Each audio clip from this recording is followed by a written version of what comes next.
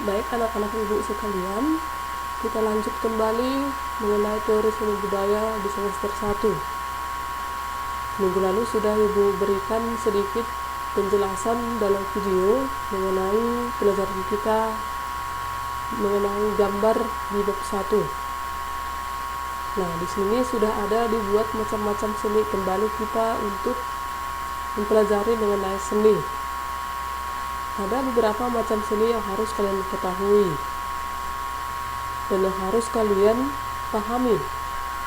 Nah, di sini yang pertama ada seni rupa, yang kedua seni musik, yang ketiga seni tari, dan yang keempat seni teater. Nah, setelah itu kita akan mempelajari bab 1. Walaupun minggu lalu sudah ibu buat dalam video kali ini akan lebih jelas supaya kalian lebih paham mengenai pelajaran kita di bab 1, yaitu menggambar model. Nah, untuk mengetahui apa itu menggambar model, kalian harus memahami, ataupun jika kalian memiliki buku, bisa kalian lihat di bukunya.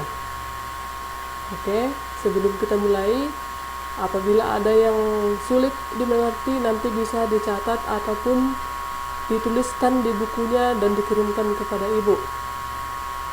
Nah, coba lihat di gambar yang sudah ada di dalam video, itu gambar sama dengan yang ada di bukumu.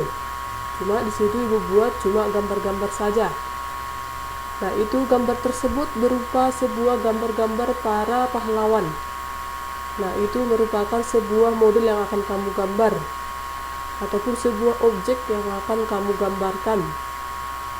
Oke, selanjutnya kita akan mempelajari bagian-bagian dari menggambar model ataupun dari bab 1. Nah, coba dilihat di videonya. Di situ ada 3 konsep ataupun 3 diagram. Yang pertama itu konsep dan prosedur menggambar model alam benda. Yang kedua, bahan dan alat menggambar model alam benda. Dan yang ketiga, teknik menggambar model alam benda.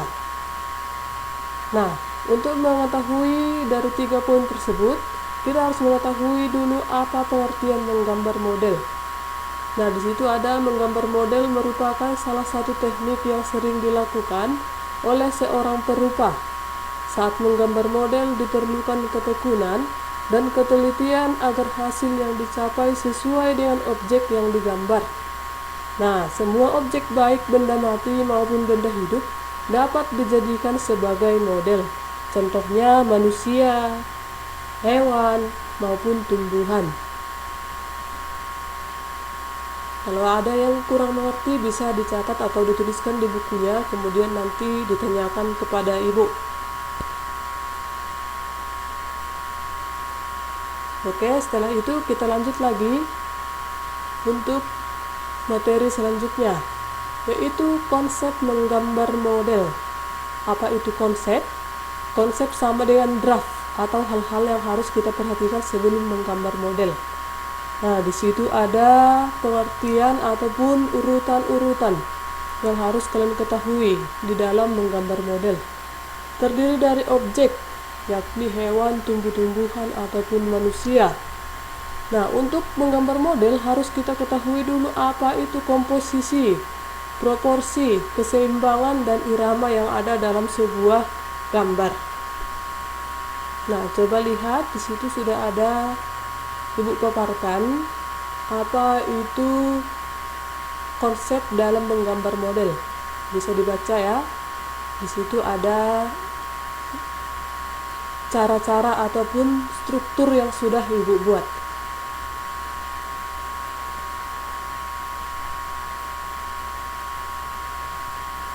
Oke, baik, kita lanjut kembali mengenai objek. Dalam menggambar model itu tadi sudah ibu beritahu ada tumbuh-tumbuhan, hewan, ataupun manusia. Nah, ada juga objek gambar menyerupai gambar yang ada di gambar tersebut ataupun di video tersebut, yakni terdiri dari bola, kubus, bujur sangkar, kerucut, dan tabung. Nah, itu bisa kalian jadikan menjadi model ataupun objek dalam menggambar. Nah, di situ dari gambar itu juga bisa kalian lihat ada efek bayangan yang ditimbulkan dari pencahayaan, dan gambar itu akan menimbulkan kesan seperti 3 dimensi atau terlihat nyata. Paham ya? Kalau ada yang kurang paham bisa ditanyakan kepada ibu atau dicatatkan dalam buku catatannya. Nah, yang kedua itu prinsip dalam menggambar model. Ada prinsip dalam menggambar model, yakni seperti yang ada dalam video yang kalian lihat. Yang pertama komposisi, proporsi, dan keseimbangan. Ada 3: komposisi, proporsi, dan keseimbangan. Nah, kalian belum mengerti kan apa pengertian komposisi, proporsi, dan keseimbangan? Nah, ibu akan jelaskan melalui video yang sudah ibu buat. Bisa kalian baca? Di situ ada pengertian dari komposisi, yang merupakan cara menyusun dan mengatur objek yang digunakan sebagai model gambar, sehingga hasilnya tampak menarik dan indah. Nah, kalau sebuah gambar itu sudah terlihat indah, berarti komposisinya bagus. Nah, itu maksudnya ya. Kemudian, komposisi itu terbagi menjadi 3. Yang pertama itu simetris, yang kedua itu komposisi asimetris, dan yang ketiga itu komposisi sentral. Nah, minggu lalu sudah ada videonya dan sudah ibu jabarkan apa aja itu pengertian dari komposisi simetris, asimetris, dan sentral. Nah, di gambar juga sudah ada contohnya ya, komposisi simetris. Bidang kanan kiri gambar itu sama. Bisa digarisbawahi, bidang kanan dan kiri itu sama. Gampang kan untuk membedakan apa itu simetris.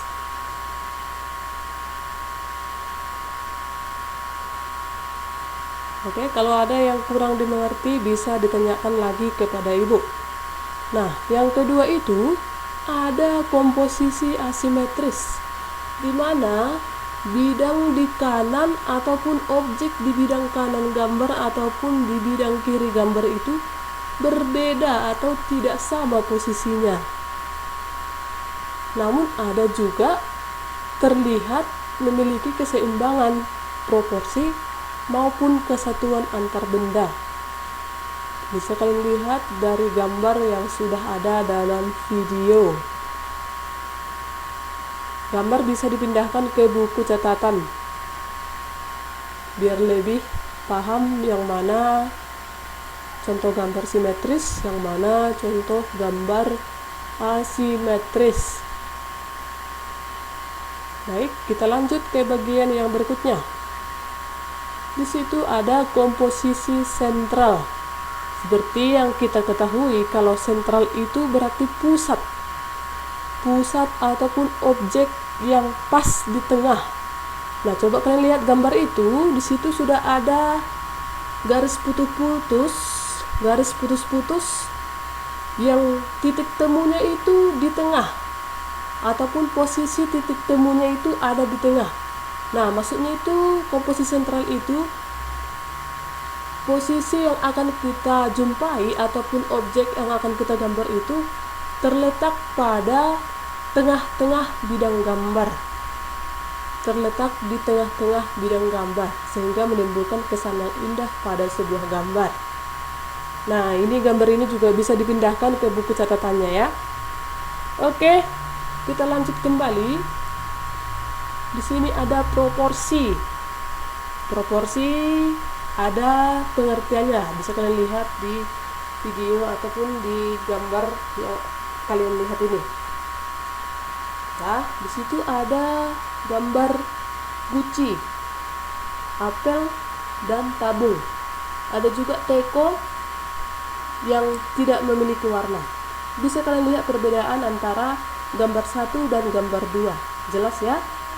Di situ terlihat jelas perbedaan gambar 1 dan gambar 2. Proporsi maksudnya perbandingan ideal dan harmonis antara bagian-bagian benda yang memiliki objek model gambar yang dapat diamati. Oke, di situ walaupun di gambar 1 ada 3 objek, tetapi menimbulkan kesan yang bagus ataupun indah. Sedangkan di gambar nomor 2 memiliki objek hanya 1 bentuk, tetapi juga memiliki keselarasan ataupun bentuk yang indah. Oke, kita masuk ke bagian berikutnya, yaitu keseimbangan. Seperti yang kita tahu, kalau ada sebuah benda dan ada lagi sebuah benda diletakkan dalam sebuah penggaris lurus, apabila yang satu tumbang, berarti benda tersebut berbeda beratnya. Itulah kalau tidak seimbang. Jadi dalam sebuah gambar, di situ ada keseimbangan, maksudnya itu keselarasan antara bidang gambar, objek gambar, maupun tekstur gambar. Itu menunjukkan kalau kita itu mampu dalam membuat keseimbangan. Oke, paham ya? Nah, kita lanjut ke kesatuan. Di situ sudah ada pengertian di dalam video. Bisa kalian pindahkan ke buku catatannya. Oke, baik, kita masuk ke bagian unsur-unsur dalam menggambar model. Nah, di video sebelumnya yang sudah Ibu bagikan di situ hanya pengertian-pengertian saja, masih simple yang Ibu kirimkan. Nah, untuk ini sudah ada yang lebih terperinci supaya kalian lebih paham. Coba lihat, perhatikan gambarnya ya. Apa yang kalian lihat di situ? Ya, sebuah ataupun ada objek gambar buah, yaitu 3 buah apel. Oke ya kan? Nah, di situ ada tekstur, bidang, garis, gelap, terang, bentuk. Nah, nanti kalau kita sudah praktek, kita akan membuat gambar seperti itu. Maksudnya itu teksturnya, bagaimana ketebalan sebuah apelnya, dan sebagainya. Bisa nanti Ibu jelaskan di materi selanjutnya. Nah, untuk alat dan bahan menggambar model. Alat dan bahan menggambar model. Di situ pasti sudah kalian lihat, ada pensil, penghapus, buku, krayon, pensil warna, dan sebagainya. Bisa dipahami ya, ataupun itu sudah pernah kalian jumpai di dekat kita, ataupun pernah juga kalian pakai. Ibu yakin itu ya kan? Oke.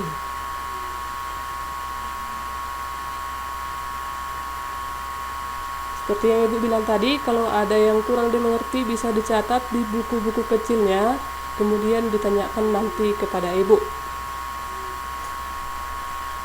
Nah, untuk tugas, minggu lalu sudah Ibu buat tugasnya, yaitu mencatat ke dalam buku catatan.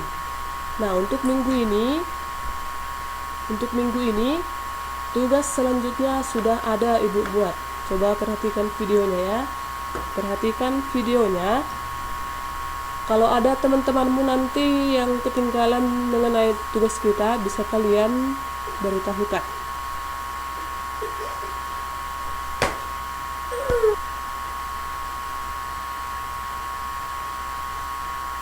Nah, untuk tugas bisa kalian buat di dalam buku latihan isi 32. Kemudian nanti itu difotokan ataupun dikirim kepada Ibu.